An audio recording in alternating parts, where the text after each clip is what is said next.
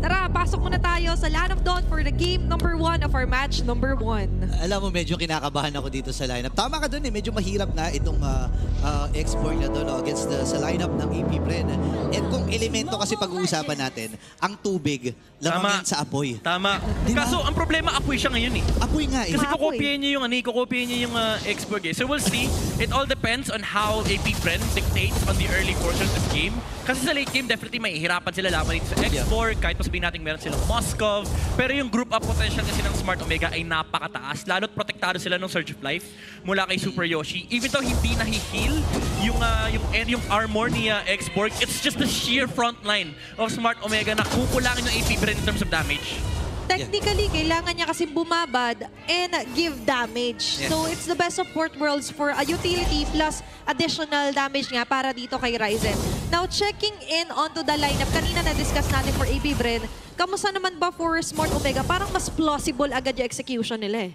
Ano talaga, mataas yung, basically ang tawag ko rito yung, yung objective control for Smart Omega. Kasi kapag tinignan mo yung lineup ng Omega rito, kahit anong objective yung kunin nila, towers man yan, turtles man yan, ang dami nilang threat. Nandyan yung ultimate fighter na si James na pwedeng tumalon sa backline, pwedeng i-force out yung heavy spin, meron silang feathered airstrike na threat, and there's also the combo mula doon sa Beatrix and pati na rin yung Kalea. Tapos protektado sila ng Last Insanity nung export. Oh, protektodo yun eh. And imagine sa ating Infinix Keys to Victory, check nila pareho. Yes. Sinabi ni Wolf, take advantage of Super Yoshi's catch playstyle.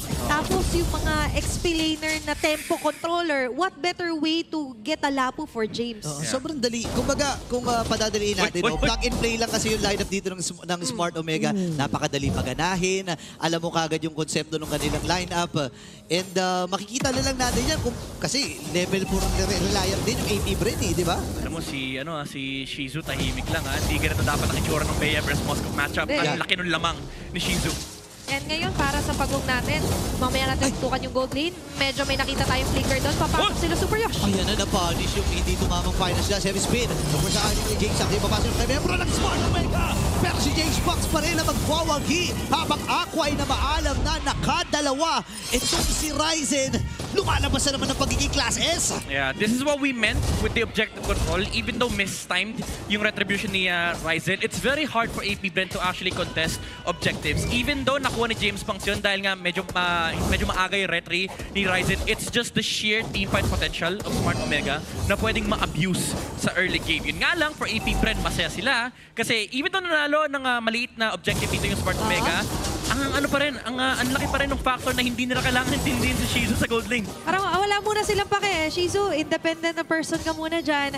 Habang for AP Bren, ang laking factor nung nakita natin na may fail attempt para kay Lord JM. But on the other hand, AOG out para dito kay Lex Nova. Lalag sila James Punks, a possible chase. James may hipit. Okay, revitalize na gamit din si James ang napuruhan ng mga miyembro dito ng AP Bren. And X-Nova with a kill. Medyo maswerte pa sila kasi napunta kay X-Nova. Pero dito na sinsabi, haabulin si Super Yoshi and Aqua with another. At grabe yung pagsugod at pagbawi ng AP Bren. Yeah, talagang counter-punish lang from the side of AP Bren. Medyo awkward din yung nangyari for Smart Omega kanina. Parang hindi sila decided kung lalaban sila o hindi. To the point na naubos ni Aqua yung shields, yung Firaga armor dito ni Ryzen. Kaya naman nung nawala yung potential Last Insanity counter-engage, nakita natin yung AP Bren nag-commit kagad doon sa lapu-lapu kasi siya na lang yung naiiwang frontliner na sinasabi natin kanina mahihirapan sila kapag walang dagdag tulong. So nung nawala si Ryzen, immediately for AP Bren, alam nila kaya nilang patayin yung lapu-lapu. Yeah, and so far, pag na-tilt mo kasi yung balance between the combo of Super Yoshi and James, hindi naman pwedeng bumabot si Super Yoshi alone. Now, talking about the gold laners naman, kanina sabi natin, mas mamaya natin mararamdaman. Pero they need an answer, they need a pick-off dito or kahit dalawan man lang agad. Isang level yung lamang ni Shizu. Well, hindi naman isang full level kasi may isa pang makiklear na kanan dito. Pero lilipat na si Shizu sa top lane. Ang gagawin na ng AP Bren dito is delay the potential turtle take of Smart Omega. Pwede silang makipaglambingan dito sa turtle kasi magpa-farm lang yung Moskov sa top. Mukhang hindi nga bibitawan din dito nila X-Nova yung posisyon nila. Although sa may RBM, nakatabi sila Super Yoshi. Maaling yan, di tatantanan yung turtle. Okay, delikado ata dito pero yung final slash shot. Habang Last Insanity pagsagot din sa si James Spanx pa rin magwawagi. Manakuha sila ng kill. Ngayon nalaban lang ang Smart Omega. At lalayo na rin muna bahagya dito ang AP Bren. Alam nila na medyo lugi sila dahil nabitawan na rin yung mga ultimates. Pero ang ganda nun para sa AP Bren. Ang ganda nung set na ginawa ni Lord JM, even committing the final slash. I think may flicker pa nga nakasama para lang ma-out of position dito si Ryzen na paggamit kagad siya ng Last Insanity. Sa totoo lang 50-50 na yun. Doesn't matter kung makuha ni James Spanx kasi at least na-exhaust nila yung resources ng Smart Omega. And ang problema ngayon ng barangay is pumapasok ka sa teritoryo ng game na pantay kayo ng estado ng game, lamang ng konti ang AP Bren and kalaban mo yung late game Moskov ni Shizu. And that's a beautiful start para sa AP Bren. Sinabi mo nga ang ganda ng displacement for Lord James at hindi yun yung gusto or kinocall for ng Smart Omega kasi kailangan pasok sila dun sa area ni Haji later on. And without those areas na makakalamang Smart Omega, ngayon nahahawakan pa rin ng AP Bren kalamangan. Ngayon, makikita rin natin and even on to the top lane, maagang dalaw kay Netsky, miss out ang SOD. Yeah, kapag flicker out ng nasa oras dito si Netsky, pero that's just another resource from the side of Smart Omega na mawawala. So bababa yung kanilang aggression. Meanwhile for AP Bren, yung SOD na kinumit ni Shizu, medyo soft commitment din eh. Parang, sige, binitawan ko yung ulti ko, farm lang ako ulit. No. Tsaka, ito napansin ko lang naka-Oracle. Itong si Lord JM bilang kanyang first item. So, ang goal lamang niya dito ay tumagal talaga sa mga magiging team fight. 1,000 ang kalamangan ng AP Bren. Nasa magandang posisyon pa rin naman ng Smart Omega kung titingnan natin at susumahin. Tsaka kasi yung idea dito kay Lord James, as long as he could push through sa final slash combos niya, yung ilang segundong survivabilities, everything para sa AP Bren. Meanwhile, for Smart Omega naman, para bang nalilito tayo kasi hindi ito yung play nila yesterday na parang si Super Yoshi at si Super Yoshi hanap agad ng target. Oo, kumbaga yung Deadpool, may idea naman eh, parang pwede ka mag-Deadpool sa ganitong klaseng lineup. Kasi hindi nila nakuha dahil nalalaro sila sa team fight dito ng AP Bren. Yung commitment ay hindi, medyo half-baked. Pero ito, stop.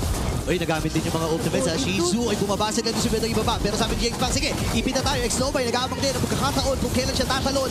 Ayun na walang tinamaan, kundi mga minions sa likod. Final slash mula kay Lord Jemer. James Spanx may ipit din. Pinagtutulong-tulungan ng barangay. At nakuha nila yung jungler. Napaganda nito pero sa may bandang iba pa tumatrabaho si Shizu. Okay, humahabol. At humahabol dito sa pagdating sa mga tore pa rin ang AP Bren.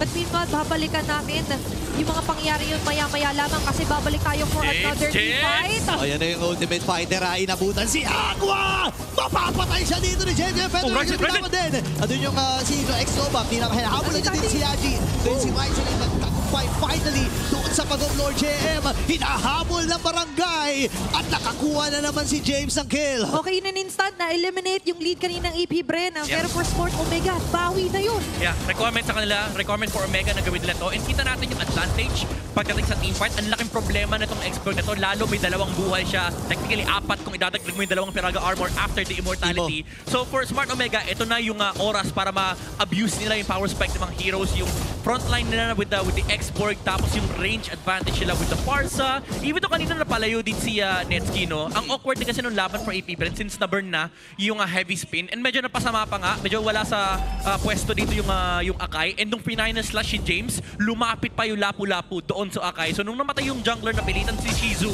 na sumama sa team fight. But for AP Bren, kailangan pa nila ng konting oras kasi hindi pa talaga sapat yung kanilang damage. At meanwhile, for Smart Omega, ito naman yung oras nga nang nung sila yung nag-initiate, diba? Nag-chase down sila, nag-dedicate sila ng time out to Lord JM. Doon sila nakalamang. Ayun yung hinahanap ko kahapon na sila naman sana yung mag-set ng tempo.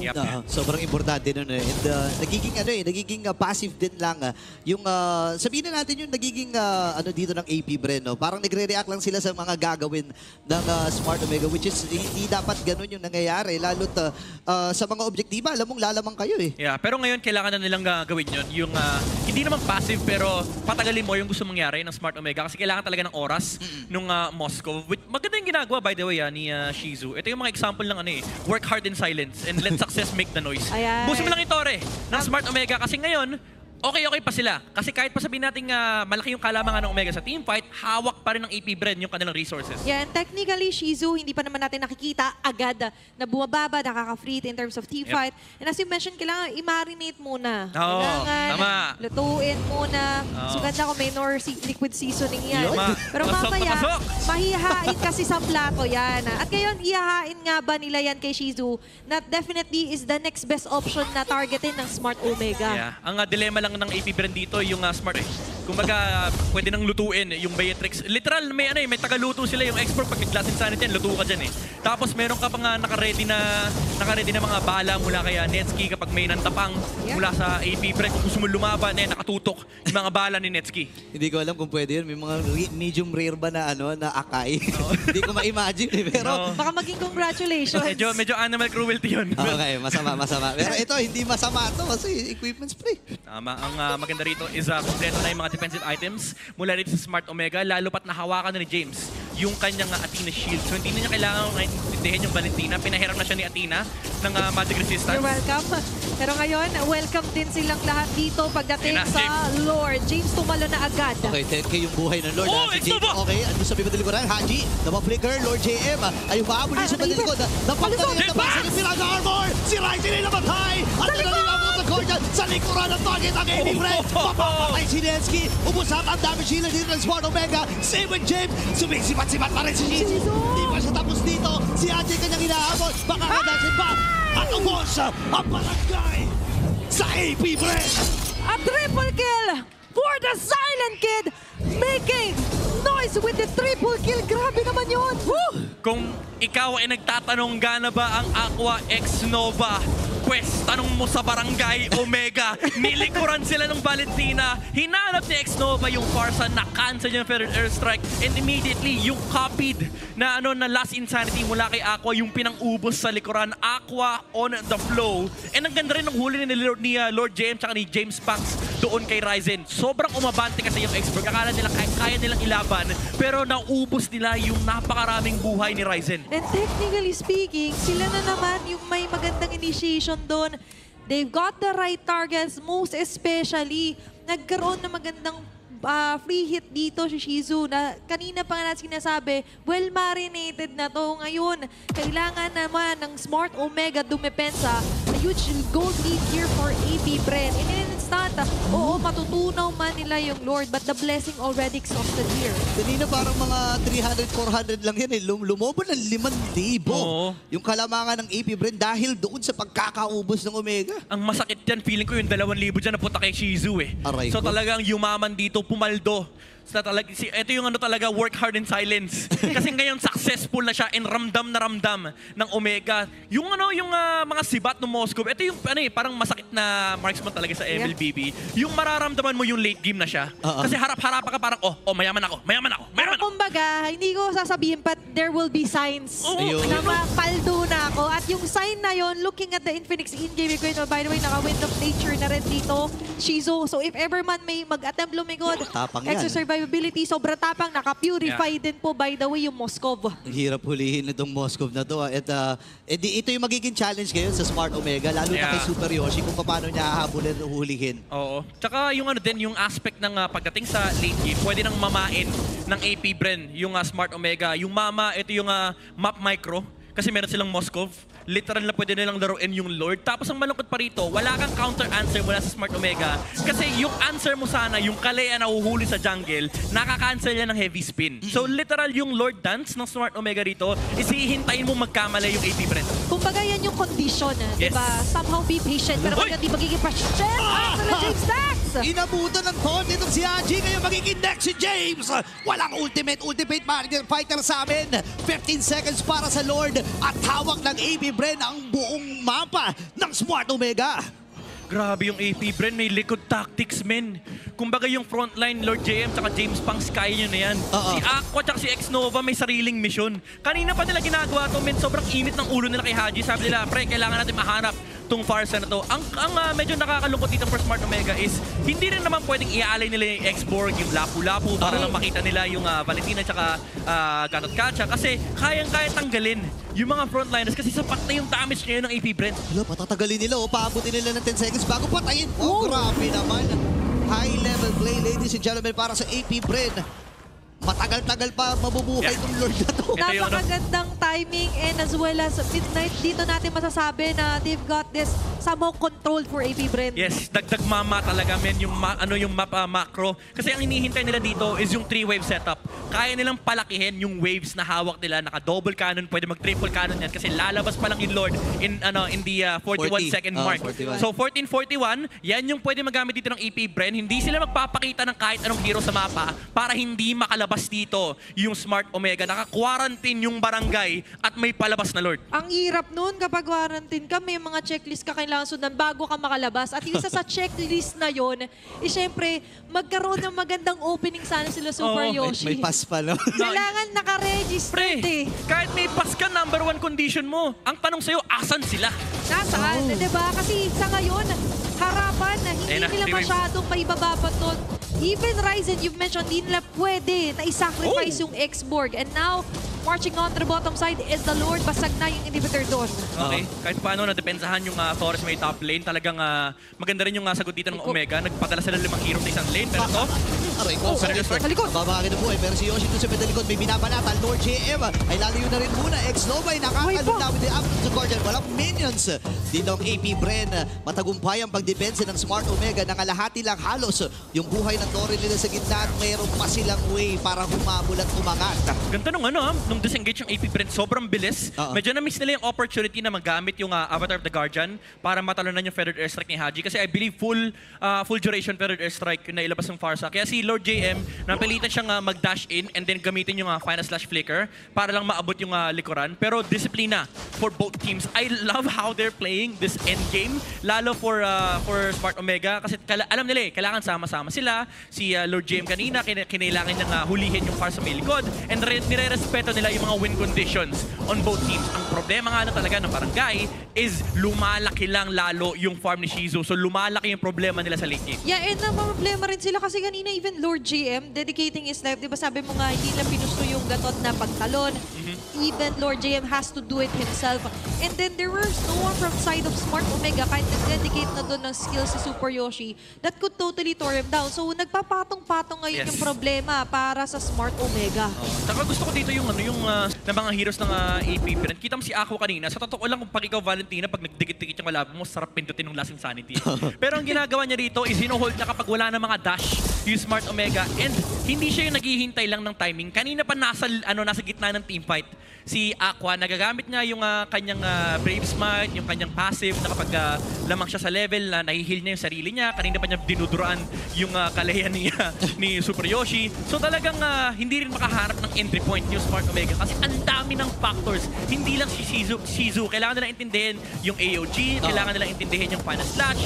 Dulong-dulo pa actually yung damage nung Moscow. Nag-layer-layer na talaga, And napakahirap para sa Smart Omega. Binabanggit mo kanina itong si Aqua. And para sa kaalaman ng ilan, wala kasing Piraga armor na kailangan si Aqua. Pag sumabog yung Lasting Sanity, hindi mangangalahati yung buhay niya, yun pa rin yun, di ba? Kahit 1 HP siya, pwede niyang pindutin yan. Pwede yun. Kaya nga very interesting kanina, parang mas natuwa pa siya na okay, may X-Borg. Ay, hindi ako malilito. Di ba, with the Valentina, sobrang ganda ng kits na meron siya. And we've seen what the Arcane Shade and even the Shadow Strike can do alone. Even without the Lucky Sandy copy. Ngayon, it's up to Smart Omega to totally defend for their base as the Lord marches onto the bottom side. Sabay-sabay, may SOP tatama. Okay, pwede Turshik naman para kay Haji ngayon. Si Ryzen, sinasalo lang. And si James ay kailangan na rin lumayo. Oy, James Bang medyo napalalim din. Na-force yung Evan Spin. Pero sasalubungin na ng Smart Omega itong Lord. Mapapatay nila ng tuluyan.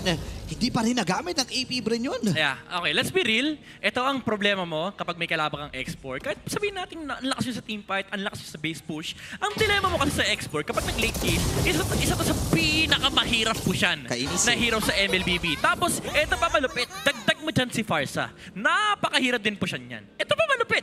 Dagdag mo pa dyan yung Beatrix. Napakahirap pushan yan.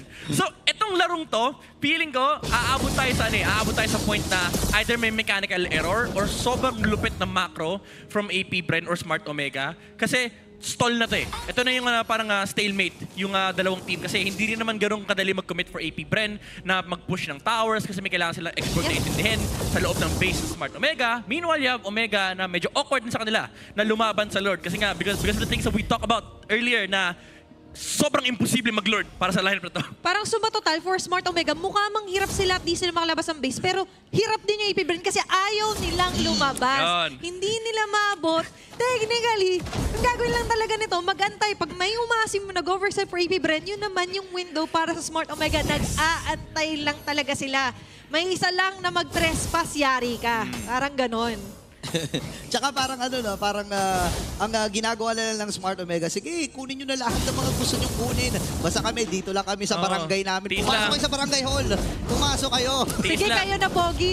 Sige kayo na, Pogi. Sige na, yung pagtitiis nyo, alam namin pogi kayo. Pero ito, kailangan intindihin ng AP Bren yun. Kasi yung Beatrix din, malaking problema yan sa League Team kasi meron pang one-shot na combo mula dito sa Smart Omega. Hindi lang yung hashtag nila yung one-shot, literal pati yung Kalea at Beatrix, pwede silang humanap ng potential target. And one target that they can actually pick off is yung Arlott para at least matanggal nila yung isang frontliner ng AP Bren. Kasi siya lang yung hindi naka-purify. Basically, yung Akai pwede mag-heavy spin, yung Valentina pwede nga mag-purify, Purify. yung Gatot Kacha, pag tinanong mo yan, di namatay, medyo malaking problema yan kasi may revitalize. Saka okay lang sa kanya. Yes. Diba? And so far for Smart Omega, tama ka nga. They're just eyeing out na Super Yoshi, may natatanong ka ba dyan? Kasi Oo. laging nakaabang lang, close behind dito, sila Netsky, even Haji. Now we're down to the 4th Lord for this round. 20 minutes into the game na tayo. Unti-unti na nakakalakad palabas sa Smart Omega habang for AP Bren. Oy, oy, oy, oy. Conceal play here para kay Lex Nova. Lord JM pumasok. Ay, naku po, walang Oh, tinamaan. Jeff, Kailangan siya. Jeff! Pero yun na nga ang mangyayari. Ibubras ka agad. Wala si Jeff. Sapat ba? Pero Federal Resident, bitawan na dito yung Haji, makakancel din. Heavy spin, tumama din yung SOD. Ngayon si Ryzen. Shizu! Nilabasan nila dito yung Firago Armor. Habang doon sa may matalikuran, may nagagalap din pala. Super Yoshi. Ay, normal lang. Itong si X-Nova. Atras mo na sila si Aquay mamamatay. Ngayon ay nawala na rin. Itong si Ryzen. Delikado at ang Smart Omega dito. Pero okay lang. Sabi nila, sige, okay lang. Wala man si Ryzen. Wala rin naman si Aqua. Tatlong magkakaibang clash yung nakita natin, pero isa sa isa yung naging palitan natin doon. Grabe. Si James Mint, actually dalawa yung clash eh. Si James sabi niya, sige gawin nating tatlo. Likod. Labanan natin yung Valentina, may laban para sa harap ni Netsky, si X-Nova. Sinasagad niya yung sarili niya para hindi makapit yung Beatrix. Pero to si Lil J na naman. Naku, nakaiwas din na X-Nova. Hinahaba. Ay, nandun yung Final Slash! Mamamatay si Haji! Ngayon, takuan muna ang Sport Omega. Tumama rin yung X si Netsky. Nakipagsabayan na. Ngayon, nagamit na rin yung kanyang Wind of Nature. At sa likuran, tumalo na rin si X-Nova. Sinulubong si Super Yoshi. Mamamaalam din. 4-man down. I repeat, 4-man down para sa Sport Omega. At si James na lang ang natitira. Ready na ang AB Bren. Nagsagasaan ng barangay. Pero nilaban na lang dito ni James. Pipilitin niya Oh, ang protektahan. James! Pero abot pa siya. Nakapag-bind pa. Pero hindi. Mamamatay siya. At ang AB Bren ang kumuha ng game number 1. What a game!